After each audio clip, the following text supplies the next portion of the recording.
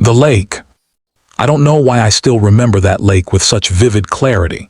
Maybe it's because it was the first time I truly understood that nature, quiet as it seems, can hide things you'd never expect. My brother JJ and I had spent countless nights fishing there. It wasn't a famous lake, far from it. Locals barely knew it existed, or if they did, they avoided it. You had to hike through a tangle of woods to reach the shore, and it was a hike not many wanted to bother with. But that seclusion was exactly what we loved about it. There was something comforting about having a private world, a secret spot away from everyone else, where the only sound was the gentle lapping of water and the occasional plop of a fish hitting the bait. We usually fished at odd hours. Most people wake up at dawn, and some stay until dusk, but JJ and I had developed our own rhythm. We would show up later in the day and stay well into the night, watching the sun drop below the trees and feeling the chill creep across the water. That night was no different. It was a Friday, crisp in temperature but calm, and we had reached the lake just as the orange light of sunset painted the sky. The rocks at the edge of the lake were cold and hard beneath our backs, our fishing poles lying neglected while we prepared our bait. Everything was normal, routine even, until it was. I was staring across the water, scanning the ripples, when I noticed movement. At first I thought it was a fish. Maybe a big one, a bluegill or bass breaking the surface. But the ripples were too deliberate, too fluid, not chaotic like a fish struggling. I nudged JJ and pointed it out. His brow furrowed, and for a few minutes we both just watched. The sun had dipped lower and shadows stretched across the lake. That's when it began to rise. Not a fish. Not anything I'd ever seen in all my years by water. It was upright, impossibly so, and I swear we both realized at the exact same moment what it was. A person, a human being. The lake was private, distant from any roads, and yet there they were, emerging from the water as though it were second nature. My heart pounded, a quick thrum against my chest. Fear rooted me to the rocks. My instincts screamed to leave, but JJ was stubborn. He said they were too far to matter, too distant to affect us. Part of me wanted to believe him, but another part knew better. The figure swayed, a mesmerizing rhythm that made it hard to look away. Every motion was fluid, hypnotic, like the water obeyed them. Our fishing poles lay ignored while our eyes remained glued. It was impossible, absurd even, to consider that someone could just exist underwater, submerged for who knows how long without surfacing. I brushed my hand across the water, testing the chill. Ice cold. You'd have to be insane to enjoy it, and yet they seemed perfectly at home. Minutes passed. I tried to focus on fishing again, but JJ was locked in place, motionless, staring. I called his name. He snapped out of it, shaking, picking up his pole again. We tried to pretend nothing had happened, casting lines into the water, but the sense of wrongness was heavy, almost oppressive. And then, just as I began to think they'd vanish, JJ tapped my shoulder. "Look," he whispered. I turned, and the figure submerged again. Our eyes stayed fixed on the water, counting seconds, holding our breath along with them in a tense mimicry. By the time 2 minutes had passed, I realized how impossible this was. Holding your breath for 2 minutes underwater, in that freezing lake. The mind starts racing, the imagination spiraling. Olympic diver, freak accident, hallucination, something supernatural. I ran through everything. I started packing. I needed to leave, but JJ, ever curious, wanted to wait to see how long they'd stay submerged. Then ripples closer, a fifth of the way across the lake. My stomach churned. They were not only holding their breath, they were moving underwater. Every instinct screamed danger. When they rose again, the shock hit me like a physical blow. It wasn't a man, a woman, young, maybe our age. Long brown hair, a dark green swimsuit, and a smile that was almost inviting. My fear collided with fascination. She spoke, light and playful, greeting us. She asked if we wanted to join her. Insane, reckless, terrifying. I grabbed JJ, telling her we were leaving. Then came the scream. Blood-curdling, primal, shattering the calm of the woods. She shrieked for us to come back, words lost in a cacophony of sound.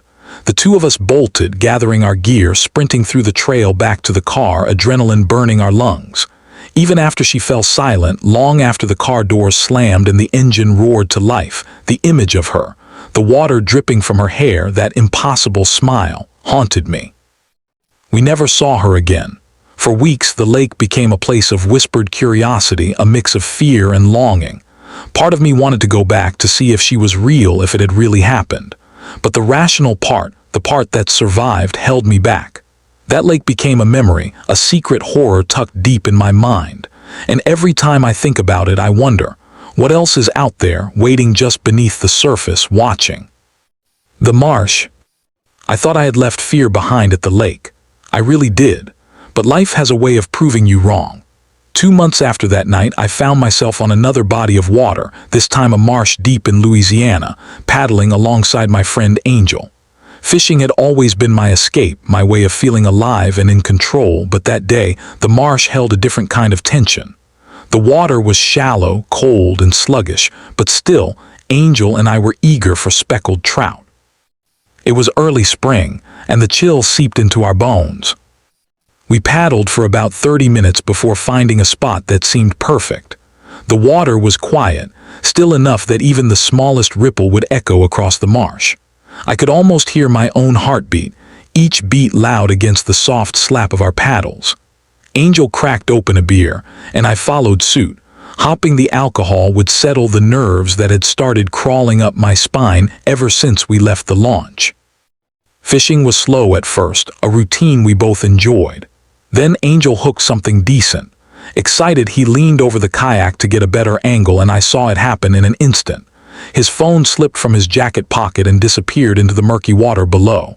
My stomach sank. That wasn't supposed to happen. Phones don't just vanish, not like that. Angel cursed, a string of words I can't even repeat. He considered the insurance, the cost, but none of that mattered. The phone was gone. We tried to find it. We paddled, we reached down with our hands, felt through the muddy bottom, but it was hopeless. The water was opaque, filled with mud, roots, and debris that clung to your hands. And then Angel decided to step in. He waded into the water, the chill making him curse even louder, but he was determined. I should have stopped him, should have called it insane, but I was frozen, watching. At first, nothing seemed out of place. He shuffled through the muck, occasionally letting out curses. The water came up to his waist, and I knew his body temperature was dropping fast. And then it happened. He let out a scream that tore through the quiet of the marsh. In the next moment, he was gone beneath the surface, pulled under by something I couldn't see, couldn't comprehend. My blood ran cold. I ripped off my shoes, my jacket, preparing to jump in after him, my instincts screaming at me to save him. And then he burst up. Mud, muck, and water covered him from head to toe. His eyes were wide, wild with panic. "Get out of here! Now!" he screamed, the sound raw and urgent. He was trembling, not just from the cold. Something had touched him, had tried to pull him under, something with strength beyond human or animal. We scrambled back into the kayak, paddling frantically to escape the area. Angel kept looking over his shoulder, eyes darting to every shadow, every ripple. "It grabbed me," he whispered finally, shaking. "Something grabbed my ankle, something strong. Not a fish, not like anything I've ever felt." My mind raced. Catfish, alligator gar, but it didn't make sense. I've spent years in these waters, alone in all conditions, and nothing had ever felt like that. Something had been waiting, lurking in the muddy depths, patient and intelligent, and the thought that it might still be there made my skin crawl. We left the marsh that day, the phone lost, the catch of the day forgotten. Angel didn't speak for the entire ride back. The marsh behind us seemed calm again, but I knew better. The silence was heavier, like the water itself remembered what had happened. Even now, months later, I think about it. I remember the chill, the way the water clung to his leg, the raw panic in his voice. Every time I go back to fish in those marshes, there's an edge of unease. You don't forget that feeling, the brush with something unknown, something beneath the surface. And that's when I realized the truth. Water holds more than fish. It holds secrets, memories, things that shouldn't be. Things that wait until you're close enough to notice, until you're vulnerable. I thought the lake had taught me fear, but the marsh proved it could be far worse. Fishing is supposed to be peaceful. It's supposed to be control, patience, a meditative escape. But out there in the marsh, I felt powerless. Every ripple, every shadow made me question what I thought I knew about the world around me. I never saw whatever it was again, but I could feel its presence, a quiet, lingering menace that haunted the marsh like a ghost in the reeds. Even as I write this now, I can feel the cold seep back into my bones. That day changed me. It taught me that no matter how familiar you are with water, with the outdoors, there are things you cannot control, cannot understand, and cannot fight. And yet, despite all that, despite the fear, the instinct to never return, I find myself drawn back to water, always drawn back. It's the paradox of fishing, I suppose. Peace and terror intertwined. And sometimes when the sun sets just right, I wonder if whatever it was is still waiting down there, just beyond the reach of light, watching, patient, waiting for the next person to step too close. The reservoir. I thought after the marsh incident, I'd learned my lesson. I'd felt fear clawing at me before, but nothing like that. Yet a few months later, I found myself out with my usual crew, Kat, Nick, and Megan, on a Saturday evening looking for a weekend adventure. Fishing, drinking, hanging out. It was supposed to be easy, harmless fun. But the reservoir near Megan's house had a way of turning ordinary into something that eats at your sanity. We arrived just as the sun began to dip below the horizon. The reservoir was small, tucked away behind thick woods, with a sandy spot that we'd always called the beach. Nick and I immediately set up our fishing rods, knowing full well that the girls were more interested in music and drinks. But as I surveyed the water, a flash of movement caught my eye. A canoe, wedged awkwardly in the reeds on the far side of the reservoir. It didn't belong there. We'd been to that reservoir countless times, and this canoe had never been there. Curious, Nick and I decided to check it out, the girls waving us off. The closer we got, the more unsettling it became. The canoe wasn't just abandoned, it was as if someone had been using it recently. A fishing rod leaned over the side, the line dangling into the water. A tackle box lay open, half empty. A half-eaten sandwich sat on the seat.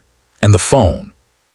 The phone was still there, locked but with the flashlight on, casting eerie reflections on the water. I couldn't explain it. All the pieces made sense individually, someone leaving in a hurry maybe, but together it felt wrong. The phone, untouched, as if the owner vanished mid-use. And then the horror of it hit me. What if the person who left it hadn't gone far? We headed back to the girls, explaining what we found. As I spoke, I couldn't tear my eyes away from the canoe. It bobbed gently in the water, drifting slightly, and I felt a tightness in my chest, the creeping sensation of being watched. Then Megan gasped.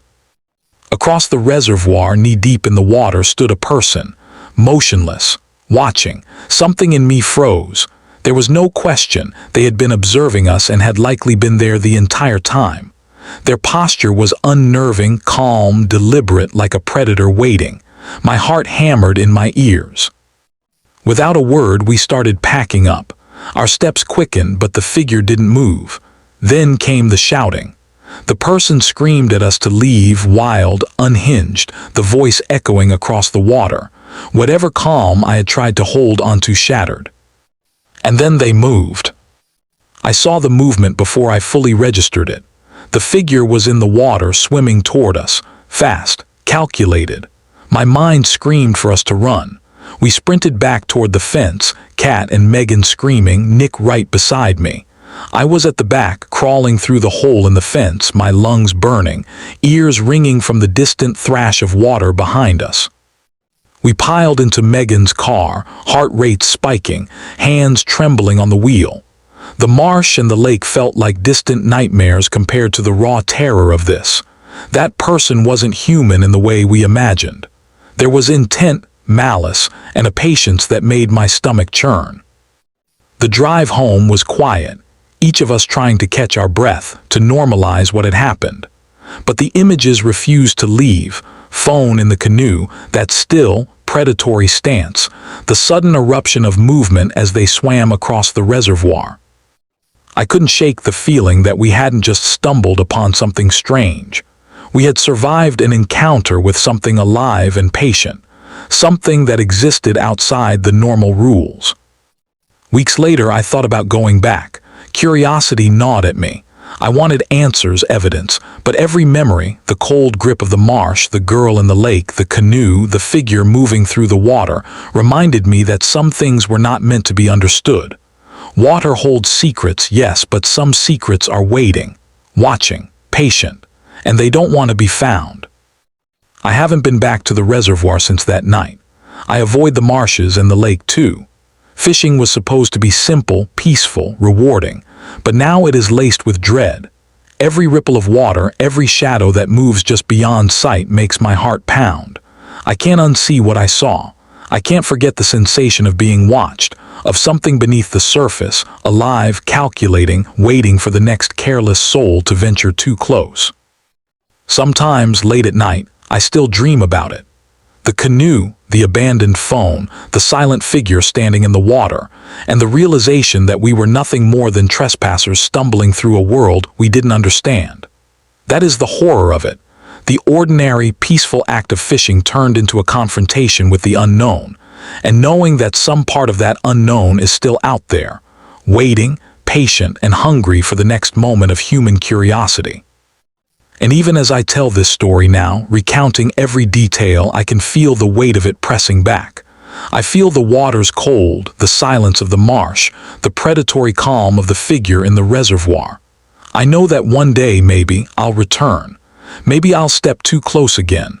And when I do, I pray I'm ready. Because out there in the water, the world is not what it seems. And some things are better left unseen.